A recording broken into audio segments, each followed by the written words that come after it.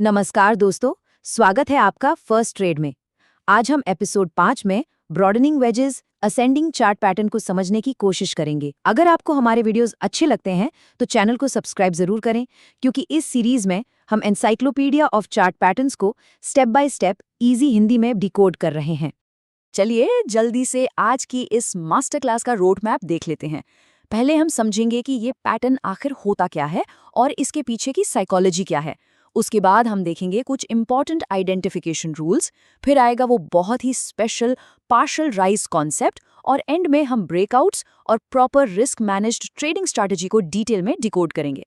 तो शुरू करते हैं हमारे पहले सेक्शन से। पैटर्न क्या होता है? नोविस ट्रेडर्स के लिए एक विजुअल ट्रैप। देखिए, ये पैटर्न ना इंटरमीडिएट और नोविस ट्रेडर्स के लिए एक बहुत बड़ा विजुअल ट्रैप बन सकता है। बाहर से देखने पर बिल्कुल ऐसा लगेगा कि मार्केट बढ़िया अप ट्रेंड में है, लेकिन यहाँ प्राइस की रेंज लगातार एक्सपैंड हो रही होती है। अगर आप ध्यान से देखेंगे तो ये एक अपवर्ड टिल्टेड मेगाफोन की तरह दिखता है। प्राइस इन दो अपस्लोपिंग ट्रेंड लाइंस के बीच जिगजैग कर रहा होता है और वक्त के साथ इनके बीच का गैप बढ़ता चला जाता है। एक और बहुत ध्यान देने वाली बात यह है कि अपर trend line lower trend line के मुकाबले थोड़ी ज्यादा तेजी से ऊपर की तरफ स्लोप करती है। इसी की वजह से वो एक्सपैंडिंग या ब्रॉडनिंग शेप बनता है। आइए आगे बढ़ते हैं सेक्शन 2 की तरफ, साइकोलॉजी और स्ट्रक्चर, मार्केट की छिपी हुई जंग। इस मेगाफोन शेप के अंदर एक्चुअली एक बहुत ही इंटेंस और हिडन बैटल चल रही होती है। एक तरफ है बाहरी नजरिया, जहां सब कुछ कंप्लीटली बुलिश लगता है, नए हायर हाइज बन रहे हैं और मोमेंटम ट्रेडर्स अग्रेसिवली बाय कर रहे हैं। पर अंदरूनी सच्चाई वो थोड़ी अलग है। उन हायर लेवल्स पर सेलिंग प्रेशर भी उतना ही अग्रेसिव हो रहा होता है। हर एक रैली ज्यादा इंटेंस होती है और हर फॉल का गैप भी बढ़ता जाता है। मार्केट में कंफ्यूजन और इमोशनल ट्रेडिंग अपने पीक पर होती है, और यही लगातार बढ़ती हुई वॉलेटिलिटी इस पैटर्न को इतना खतरनाक बनाती है। इंटरनली मार्केट धीरे धीरे वीक पड़ना शुरू हो जाता है। Section 3 important identification rules. चलिए अब देखते हैं कि मार्केट नॉइज को फिल्टर कैसे करना है। रैंडम मार्केट नॉइज और एक्चुअल पैटर्न के बीच फर्क करने के लिए हमें कुछ स्ट्रिक्ट रूल्स फॉलो करने होते हैं। पहला रूल, ये मेगाफोन शेप स्पेसिफिकली ऊपर की तरफ टिल्टेड होना चाहिए। दूसरा, अपर लाइन ज्यादा स्टीप होनी चाहिए। और तीसरा, जो सबसे क्रूशियल रूल है, किसी भी लाइन को वैलिड मानने के लिए उस पे कम से कम 3 डिस्टिंक्ट टचेस होने ही चाहिए। 1 या 2 टचेस तो रैंडमली भी बन सकते हैं, पर 3 टचेस कंफर्म करते हैं कि स्मार्ट मनी इन लेवल्स को लिटरली रिस्पेक्ट कर रही है। साथ ही इस पैटर्न में शुरुआती वॉल्यूम थोड़ा इरेगुलर जरूर हो सकता है, पर ओवरऑल पैटर्न के दौरान वॉल्यूम आमतौर पर बढ़ता हुआ ही दिखता है। Section 4 the partial rise concept. ये सच में आपका सबसे बड़ा अर्ली वार्निंग सिस्टम है। ये कॉन्सेप्ट चार्ट पैटर्न्स की दुनिया में आपको बाकी ट्रेडर्स से एक पूरा स्टेप आगे रख सकता है। डेफिनेशन बहुत ही क्लियर है। एक पार्शियल राइज तब बनता है जब प्राइस पहले लोअर ट्रेंड लाइन को टच करता है, बाउंस होकर ऊपर की तरफ बढ़ता है, लेकिन इस बार उसमें इतनी स्ट्रेंथ नहीं होती कि वो अपर ट्रेंड लाइन तक पहुंच सके। वो बीच से ही पलटकर वापस नीचे आने लगता है। ये वो एग्जैक्ट मोमेंट है दोस्तों, जब मार्केट चीख चीख कर बता रहा होता है कि बायर्स अब थक चुके हैं, मोमेंटम खत्म हो गया है और कंट्रोल सेलर्स के हाथ में आने वाला है। इस स्टेप बाय स्टेप फॉर्मेशन को जरा ध्यान से देखिए। प्राइस नीचे से ऊपर उठा, पर लाइन को टच करने से पहले ही हार मानकर रिवर्स हो गया। डेटा हमें बताता है कि जब भी ऐसी पार्शियल राइज होती है तो लगभग 75% टाइम्स ये परफेक्टली प्रिडिक्ट करता है कि अगला मूव लोअर ट्रेंड लाइन को तोड़कर नीचे ही जाएगा। ये एक एक्सट्रीमली स्ट्रॉन्ग बेरिश सिग्नल है जो क्लियरली स्मार्ट मनी के एग्जिट्स और मार्केट की बदलती हुई हवा को दिखाता है। अब आते हैं सेक्शन 5 पर, ब्रेकआउट्स और फेलियर्स, यानी द डेंजर जोन।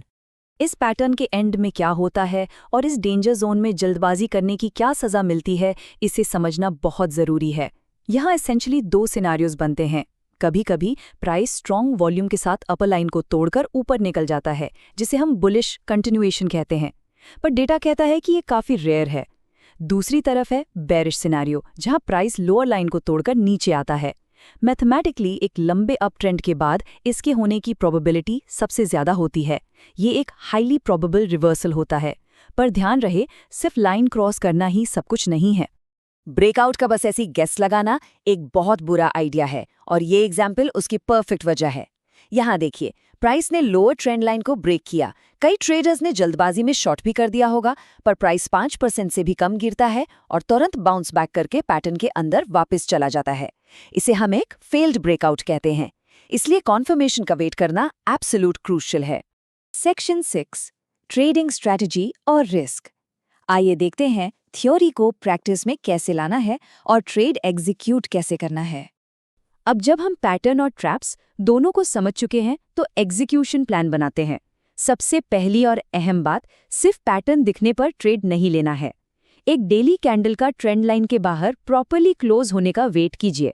यही आपका कंफर्मेशन है। जब डाउनवर्ड ब्रेकआउट कंफर्म हो जाए तभी अपनी एंट्री प्लान करें।